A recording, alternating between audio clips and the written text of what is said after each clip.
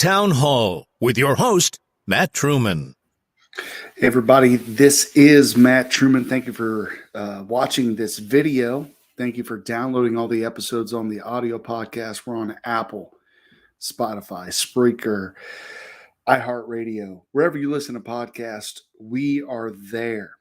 Tomorrow we're going to be live with the Red Rooster with our normal Sunday night live broadcast at 9:45. So join us 9:45 Eastern Standard Time tomorrow night. We're going to talk about God, Jesus, the Bible, things like that. So I hope you guys join us there. But today I wanted to bring to you some breaking news. Breaking news. There was a train derailment here, just miles up the road from me. It was in Springfield, Ohio. So let me bring up this article.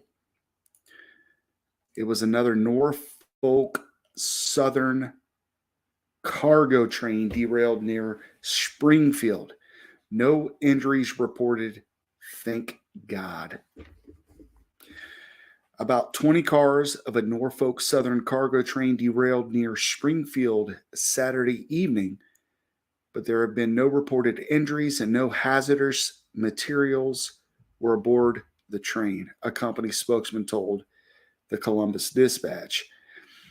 The non-passenger train derailed around 5 p.m. by State Route 41, close to the Clark County Fairgrounds. A spokesman for Norfolk Southern said about 20 cars of the 212-car train derailed while traveling south.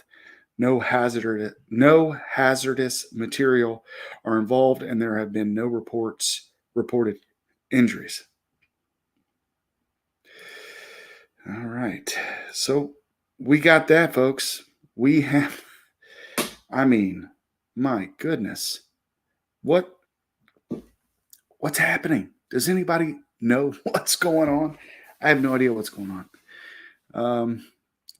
I'm gonna bring up another video. All these train derailments, are they just out where we all see them now and they've happened forever and we just don't know? That's the question, right? But when you look at things like there's meat packing plants going up in flames, all kinds of different infrastructure is being destroyed around the United States. I don't know. It's strange. We're living in strange times, folks. And with strange times, here on Truman's Town Hall, we play strange videos. So let's play one, shall we?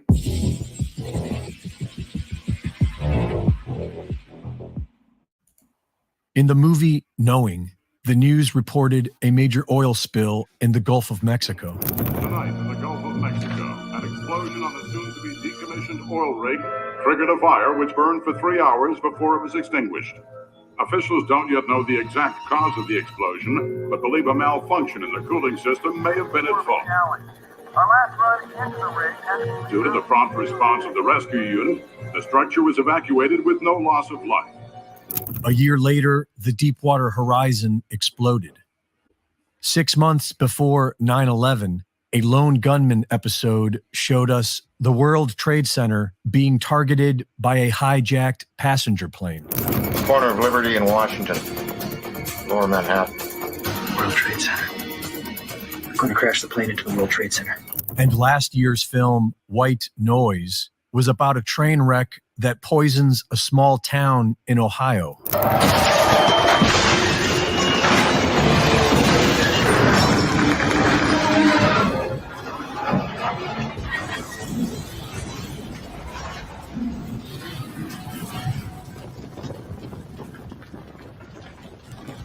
This is the very same story now playing out in real life. Within a year of White Noise's release, the actual event occurs in real life, in Ohio, in Texas, and in Michigan. This is known as predictive programming, and its purpose is to psychologically trick the minds of the masses into accepting major traumatic events that would otherwise be resisted. In the book Secret Societies and Psychological Warfare, Michael Hoffman describes a mind control technique known as the revelation of the method. And he writes that when the revelation of the method is performed in a veiled manner, accompanied by certain occult signs and symbolic words, and elicits no meaningful response of opposition or resistance from the target, it is one of the most efficacious techniques of psychological warfare and mind rape. Sarah Elkhaldy of the Alchemist YouTube channel does an excellent job of explaining all this. According to Elkhaldy, there is a law of nature in this universe that compels the dark occult to first gain our consent before trespassing against us, because they believe this protects them from the natural laws of cause and effect. They offered and we accepted, so it's all fair. A lack of response to an action is often taken as an approval of that action. And there is an old Latin proverb that says, "He who is silent when he ought to have spoken and was able to, is taken to agree." Silence is considered by many to be a form of consent. And so it is through a veiled performance of the revelation of the method technique that these dark occultists believe they are gaining our consent, what we know as predictive programming. With predictive programming, the minds of the masses are impregnated with visuals of a major event before it happens. This is done through all forms of media and can be very subtle so that nobody notices. But the subconscious mind notices everything and can easily be programmed through repetition. And so these controllers repeat whatever it is that they want us to accept as reality. Because these images are delivered to us through entertainment, they elicit no meaningful response of opposition or resistance, and so we accept them subconsciously. And when the event happens in real life, it is already familiar and acceptable to us, as if that's just the way it is. It's a mind trick, and it works by keeping everyone locked in a spectator state. This causes what is known as paradigm blindness, which is when a person is incapable of seeing any reality other than what they've already been exposed to by the media. This paradigm blindness will cause a person to get emotionally triggered whenever confronted with an alternative point of view that they have not been programmed to accept. It's a very powerful mind trick, and the solution is quite simple. We need to stop living as spectators of someone else's reality. We need to start creating our own reality. And we need to remember how to say no, because they offer it to us and we accept it. Reporting for InfoWars, this is Greg Reese. All right. Folks, that was an interesting video. And I like to play those on the podcast. I play them a lot on the audio podcast. Greg Reese has some interesting ideas, right? And it's okay to listen to other ideas. We're now being programmed, right, to only listen to the official narrative, to what we're told to listen to, right? It's going around everywhere. I won't get into it tonight, but folks, be a critical thinker. Be able to think critically about everything that's happening around us. Boy, if I could talk tonight, it would be great. All right. I'm gonna pull up another article. We're gonna switch gears. We're gonna switch gears over to Ukraine and Russia. And I won't keep y'all too long tonight. We're going to end this pretty short, but I wanted to bring this article up. U.S. announces a $400 million military aid package for Ukraine. This was published. Washington Examiner, March 3rd, so yesterday at 1 p.m. The Biden administration announced its newest military aid package for Ukraine on Friday, worth an estimated $400 million, and mainly consisted of ammunition for the weapons it has already provided. Folks, you can go over, you can read that article if you want. I encourage you to go read that article. It's not very long. What are we doing? What are we doing? We're continually funding this proxy war for what? Why are we not trying to broker peace between these two countries? Ukraine exists. I feel horrible for all the suffering those folks are having to deal with. The real civilians having to deal with this encroachment on their own country. Look, I believe I'm somewhere in the middle, right? So, yes, NATO has, from 98 until now, has encroached toward Russia. If that were to happen to America, we would have stopped it 3 countries ago. So I get that side of what Russia is talking about. But at the same time, Russia invaded a sovereign country, Ukraine. It was sovereign once the Soviet Union collapsed. It became a sovereign country. We could go into the history at another day. It's wild. It really is. All right. I'm going to bring up another article, and then I'm going to end this broadcast pretty short tonight. So hopefully y'all join us tomorrow. Wagner, they fought bravely and died. Take their coffins. 30,000 Ukrainian casualties in Bakhmut. 2,000 soldiers escaped. They fought bravely and died.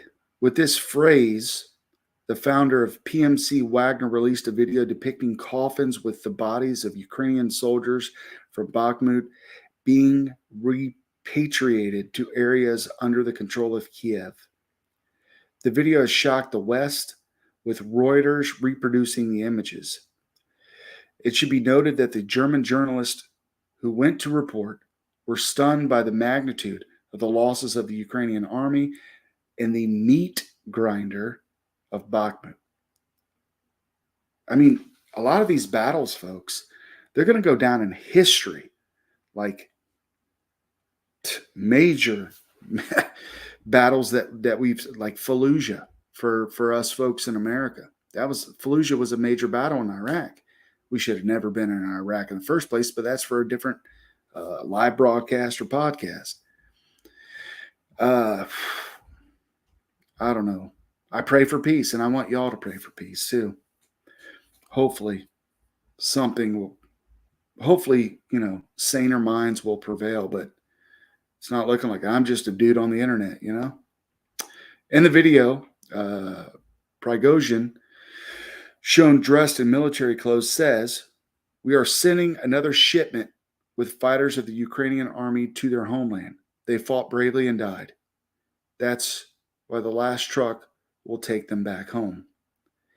The footage shows men in uniform putting nails in closed coffins and loading them into a truck. Prigozhin, whose Wagner company led Russians' months-long offensive in the eastern Ukrainian city of Bakhmut, has repeatedly praised the Ukrainian army as a worthy and capable adversary. So if you don't know who the Wagner Group is, the Wagner Company, it's a mercenary group. They hire whoever they want. There's been rumors that they've cleared out prisons in Russia to add them to the ranks. They're mercenaries. It's like the United States' Blackwater, in a sense. And that's how wars are being fought today. We fight proxy wars. The superpowers fight proxy wars, whether it be Afghanistan or Ukraine. We fight proxy wars, or Vietnam, if you will. And we funnel in weapons to defeat the other superpower within that. But it's coming to a head, folks. It's coming to a head.